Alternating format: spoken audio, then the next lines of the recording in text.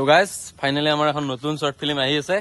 তো আজি শুটিং হ'ব। আজি মানে আমাৰ নতুন লোকেশন আছে। নতুন লোকেশন গতিকে আমাৰ এইগিলাখান চব আহি গৈছে টিমৰ মানুহ চব এইগিলাখান পাছত আছে গোটেই কথাক দেখাইছো আৰু এইগিলা চাওক পুৰা একদম বানপানী হৈ গৈছে আমাৰ ইয়াতে। আৰে ভাই এইবিলাক বাদ দে ছোৱালী হে 10 জনী গলে 20 জনী আহিব। আৰে ছোৱালী আৰু বাছৰ পিছত জীৱনত দৌৰিব লাগে। এজনী যাব আৰু আহিব বাছ এখন যাব আৰু 2 নম্বৰখন আহিব। তো গাইছ মানে আমাৰ শুটিং কৰিব আহিছে এটা আমাৰ জিন্তু আছে হে কেনে মানে এইবাৰ বহুত বেছি মানে অলপ বহুত বতৰো বয়া তাৰে মাজতো আৰু মোৰো মানে কি সৰুভাৱে কৈ দিব এইগিলা এক্সিডেণ্ট হ'ল তাৰে মাজতো তাৰমানে কি এটা ভিডিঅ'টো দিবাই লাগিব। ফিল্মখন কেনে হ'ব? ফিল্মখন ভালে হ'ব লাগে আৰু আমিতো চব ফিল্মে ভালে পাওঁ কিন্তু ৰাইজে ভাল পালি আৰু ভাল লাগে। তো ৰাইজে যি কয় ভাল যদি মৰম দিয়ে তেতিয়াহ'লে ভাবিম ফিল্মখন ভাল হ'ব বুলি আৰু যদি ৰাইজে যদি মৰম নিদিয়ে তেতিয়া বেয়া হ'ব বুলি ভাবিম। গতিকে সেয়ে আৰু তো গাইছ মানে আমাৰ ফন্দ বা কিন্তু আছিল পাৰ্ট 1 2 সেটি বহুত মৰম দিছে।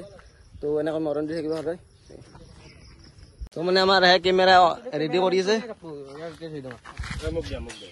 আৰু মানে কি গাইছ মানে আমাৰ জিন্তুৰ মানে এটা সৰুকৈ এক্সিডেণ্ট হৈছিল মানে তাৰে মাজতে আমাৰ ভিডিঅ' দি আছো এইগিলান চিন আছে আৰু এইগিলা আঁঠু চাঠু মানে একদম হাত চাত মানে একদম অৱস্থা। তথাপিতো কিন্তু গাইজ মই ভিডিঅ' দিয়াটো দিমেই ষ্টৰি বানমে যেনেকে নহওক আপোনালোকৰ ভিডিঅ' দিয়ে থাকিম। কেৱল আপোনালোকে এটাই কাম আপোনালোকে কেৱল আমাক মৰম দিয়ক আৰু আমি বঢ়িয়া আছে। ইয়াক যদি ভৰিখন বান্ধি থৈ নেদে আয়ো সি মানে যিমান ডাঙৰ বেমাৰ হলেও সি কৰি যাব বান্ধি থৈ দিলে।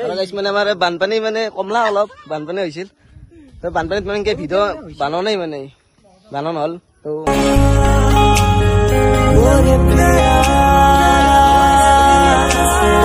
कैसी है माया घर के जिया।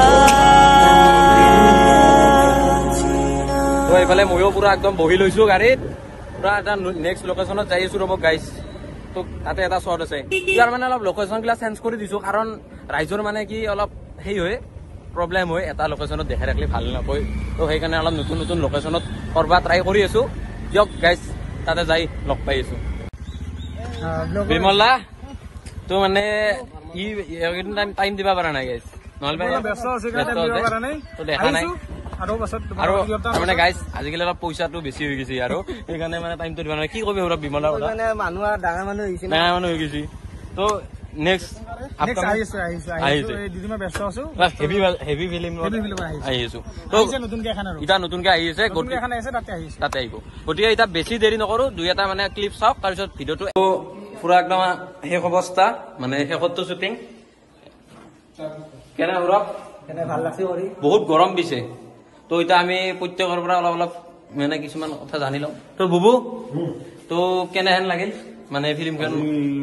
বহুত কষ্ট হৈছে আৰু বহুত ৰ'দ বহুত ঘামালে সেই আৰু এতিয়া আমাৰ মৌচুম আছে মৌচুম ফিডবেক দি দিয়ে এটা ভালে লাগছে গৰম। তাৰপিছত আমাৰ বাকী জুমন ঠিকে আছে নিখিল অকে ঠিক আছে। তো ভিডিঅ'টো এণ্ড কৰো আমি। তো এনেকৈ কৰিয়াকে আমাৰ ভিডিঅ'টো চাব আৰু এইটো আমাৰ মানে কি প্ৰথম আমি মানে বিহাইণ্ড দ্য চিনৰ প্ৰথম ব্লগ বনাইছো।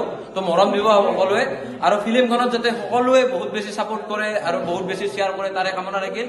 আজিৰ ভিডিঅ'টো এইখিনিয়ে আৰু এয়া আমাৰ লগত লাষ্ট মমেণ্টত আহি গৈছে আমাৰ ডাঙৰ কিবা এটা কৈ দিয়া।